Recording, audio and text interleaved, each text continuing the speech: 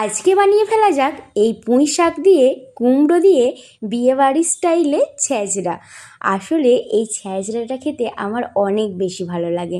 আমি যখন বিয়েবাড়ি যাই তখন আমি ছ্যাঁচড়াটা দুবার চেয়ে নিই। আমার ছ্যাঁচড়াটা এতটাই বেশি খেতে ভালো লাগে। ছ্যাঁচড়া খেতে ভালোবাসি বলে আমার বড় মা তো আমার নামই দিয়ে দিয়েছিল ছ্যাঁচড়া।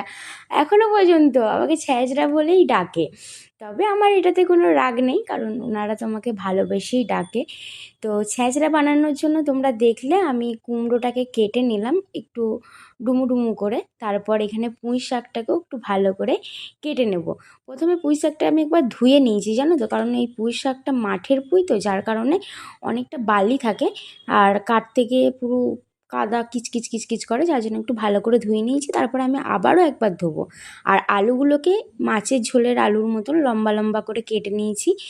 তো চলো, কড়াই গরম হয়ে গেছে, তেলও গরম হয়ে গেছে। এখন ফোড়ন হিসাবে 5 ফোড়ন আর একটা শুকনো লঙ্কা দিয়ে দেবো, আর কেটে রাখা পেঁয়াজটা দিয়ে দেবো।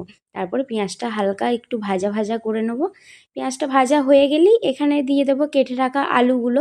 তোমরা নোটিস করলে দেখতে পাবে যে আমি আলুগুলো থেকে কিন্তু সম্পূর্ণ খোসা বাদ দিইনি। বিয়েবাড়ির স্টাইলে ছ্যাঁচড়ায় কিন্তু আলুর খোসা কেউ ছাড়ায় না, তাই আমিও রেখে দিয়েছি।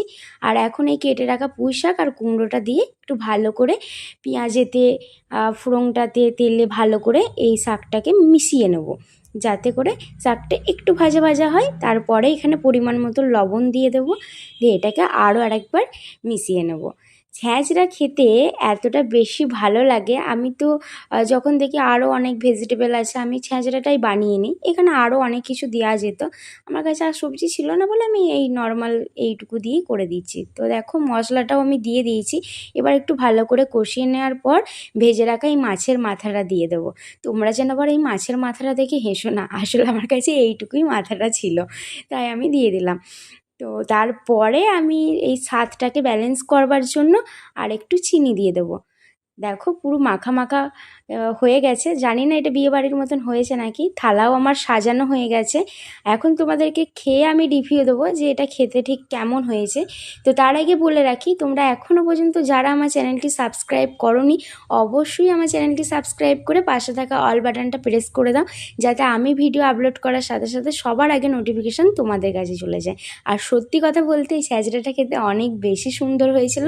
তবে হ্যাঁ, ওই বিয়েবাড়ির মতন ফ্লেভারটা আসছিলো না, তবে কিন্তু একটা অন্যরকম ফ্লেভার আসছিলো, যেটা খেতে কিন্তু দারুণ সুন্দর লাগছিল।